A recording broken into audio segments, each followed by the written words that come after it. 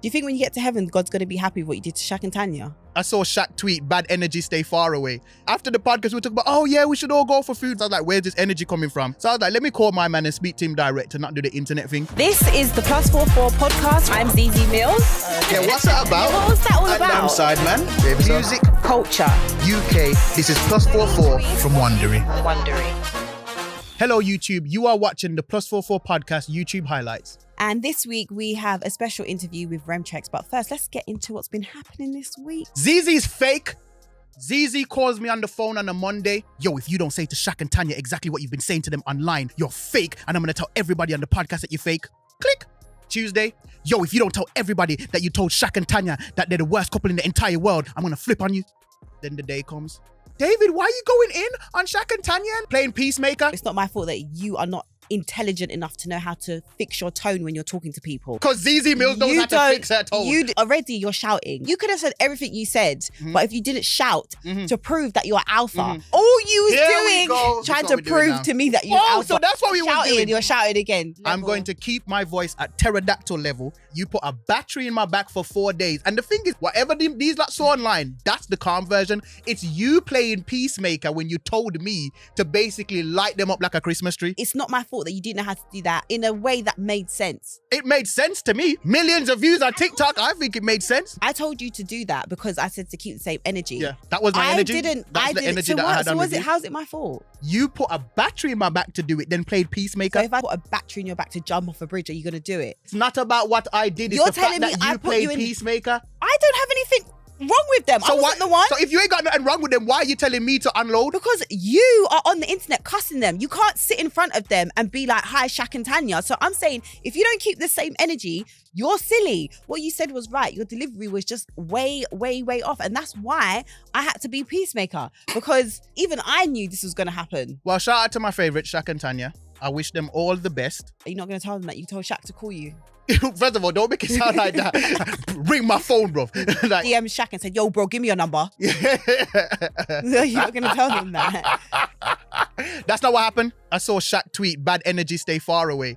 And then I was about to comment in Shade Barrow. That's interesting. Because we were supposed to be going for dinners and shit. Like, after the podcast, we were talking about, oh yeah, we should all go for food rare test. I was like, where's this energy coming from? So I was like, let me call my man and speak to him direct and not do the internet thing. So I called him and I was like, yo, bro, like, right now they're cooking me. Why are you mad? They're cooking me. You lot should be posting this clip because you lot have been the villain since you came out because people didn't like you. Now they don't like me. You should be capitalizing on that. Sorry if my energy came off crazy, but what I said... But how could you have not known that your energy was coming off like that? Mum's life, I left that podcast that day and I thought, oh, that was such a wonderful conversation. No, you didn't. There's no way. Zeze, on God. That means you're not self-aware of yourself, and that's a red flag. That is absolutely true. I'm a very passionate person, and I need to remember... Ladies, beware of men that don't have to control their emotions. No, it's not in control of emotion. Because that's what happened. It's passion. And I don't see it as a problem. The internet's just soft. Even I was a bit like David. I remember I told you, I said, David, you know I'm not soft. That's why you was shouting at Shaq and Tanya, because I'm the soft person. Yeah, but I'm saying the internet's soft. Calls and look how you was acting. I've got you around my little finger, bro. I said that you put a battery in my back. Should we read some of the comments that people said about you? Did you just try and move on me? Here we go. Did you just try and move? Sideman needs to sit down and stop dealing with Shaq like that. This draw out was very uncalled for. There's so many positive things that could have been said about Shaq, and this is where you decided to land, giving weird behavior. Shall we address that first? Nah, I feel like we can just read the comments. Oh, you just want to read the cookout? Sideman is a friend you need to make you snap back into reality. See? Most of you clearly live in fairyland. Amen. The truth can be harsh sometimes. Glory. You just have to take it for how it is, no sugarcoating. Yep. Someone else said, Sideman forgets you have to be fake and act like a yes man to people's faces these days. Being real is fast lane to be cancelled. Obviously, they're being sarcastic. Like, you know, the ones where you're like to me, Zeze, you forget the internet. They're dumb. He's basically saying, bro, you should have known that. You can't do this to people because the internet's gonna get all upset. And the internet's fake. Sideman been dreaming of an opportunity to position himself as the alpha male. Zeze told him he isn't. Gosh. This was it for him, but he literally proved a point just picking on Shaq because he knows he's sensitive. Silly guy, and they even gave you thumbs down. Picking on a man by telling him, yo, bro, pattern because the end is coming soon. Someone said Sideman did an excellent job. Capital letters. He was asking the questions, we need the answers. Someone said, I don't even feel sorry for Shaq after he used to pick on people on that show. Now you met your match, you can't talk. Why are people so wet? They're basically saying you gave Shaq a piece of his own medicine.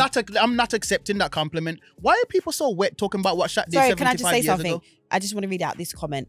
Thank the Lord for Zeze. I know. Because this would have been a painful watch without her energy, laugh, and a heart face. Don't you find the internet funny? 2 days before this, your interviewing skills were being dragged through the mud. No, actually not my interviewing skills. The fact that you interviewed Noel Clarke on my show. Yeah. They actually said my interviewing skills were quite good. I was quite impressed with that. I actually thought your interviewing skills were wonderful. My interviewing skills had much to be because I didn't let them talk. But I hope you don't really let anyone talk, to be honest with you. Yeah, you find a way to get a word in edgewise. Yeah, I always will find a way. Yeah, because you start with abuse. Yeah, and that's the way to shut you up. Yeah, start with abuse. You also were getting roasted under the fire of social media because of your Noel Clarke interview. How do you feel about that? Yeah, I'm happy with it. We got any comments here on that? Yeah, there's loads of snap. things. Yeah. That's fascinating. I was happy doing it. I was happy to do it. I think it's a conversation that needed to be had. I'm not really trying to hear anything that you haven't to say until I see these. What? Surprised Zeze didn't ask Noel Clarke if he was going to buy NBC. What does that even mean? Oh, because they always say that, anytime like a black man's getting taken down, it's because he's about to like buy a big name. Because that was the rumor about Bill Cosby. Yeah. Love you, Zeze, but this isn't it. I'm actually shocked. This dude has ruined lives. Not everyone deserves your platform. What's your thoughts? I'm happy with the interview. I think it came across well. My whole thing was to have a conversation just about being tried by social media, what that means. I want people to get in trouble for what they did. 20 women came forward. You don't even have to say what they came forward for. If I start a story with 20 women came forward, what do you think I'm talking about? Sexual harassment. Sexual harassment. Sexual misconduct. Sexual misconduct. Yeah. And this is what the internet does. The internet is only extreme. It is either black or it is white. I want people to get into trouble for what they did. If you did 3 crimes, I want you to get in trouble for 3 crimes. If you did 1 crime, I don't want you to get in trouble for 3 crimes. Right. I'm realizing how confused the comment section is with this Noel Clarke thing. When the Noel Clarke thing dropped, I read through all of the allegations. I would say the majority of the allegations are more about his bullying. Yeah. Or his, like you said in the interview, he's not a nice guy. Right. All of that kind of stuff. But if you put in The Guardian, 20 women have come forward, you already know what the people are going to do. They are going to assume. I'm watching even man them in the comments and Made You Think. And Made You Think's comment section is man rep heavy. Like they're more bunch support. Of guys that are a bit slow. But anyway, they are. They're not fast. Their treadmills on too. But even they are saying, 20 allegations is a bit mad still. And that's when I'm realizing, when a narrative is built against you and it's strong enough again, no one cares about context. No one cares reads about nothing. the article. No one reads anything. And now that I'm saying this is the news report. Sideman defends Noel Clarke with 20 allegations. I'm just saying, say the allegations that he was allegated. I just realized actually that people don't actually watch stuff as well. They just see things, they react. So he's going to deny all 20 allegations. Like, actually, in the interview, he admits to a couple of them. You don't need to deny some of them. He admits to a couple of them. So really, you haven't even watched it because he clearly said, actually, this happened. This idea that you have to be, you're not even a journalist, you haven't even got accreditation, you haven't got this and all these things. Listen, this whole thing about if you're not working for the BBC or you're not working for this person, they get the guest, blah, blah. Your integrity is your integrity. 100. Anything you do is something you did. Right. It's like, you think you can book God in heaven and say, the BBC told me to do it, so I have to do it. Right. It's like, what are you saying? Yeah. Right, London Hughes, I love you. It wasn't even London Hughes. I'm saying London Hughes, I love you. It was this, London Evelyn Hughes, I love you. But Louis Theroux has more control over his guests than you do as an independent person. 100%. like literally. It's just ridiculous. And half of the people that we like, Louis or Ross Kemp. Ross Kemp is an actor that decided that he wanted to do good documentaries. You know what I mean? All the people that we look and their documentaries that we love, they haven't gone to uni to study journalism. So all these people that wanted to say, oh, you need to have this, you have to have accreditation. No, and you know what I realized? It was when I looked at all the tweets, it was just a bunch of journalists angry. Yep. Make some noise for Remtrex! Woo, woo, woo. All right. We have a Bromtown native in the building. How are you, sir? As good as can be. Okay, so let's set the scene. For all of those listening, because this show goes everywhere, who is Remtrex? How would you describe the artist known as Remtrex? I can't even give it a genre, because it's all kind of sections. Cause I can do the fast thing, the slow thing. Obviously, you've called the mixtape Not Guilty. Yeah. So would you say now that you are fully dedicated to making sure that that doesn't happen again?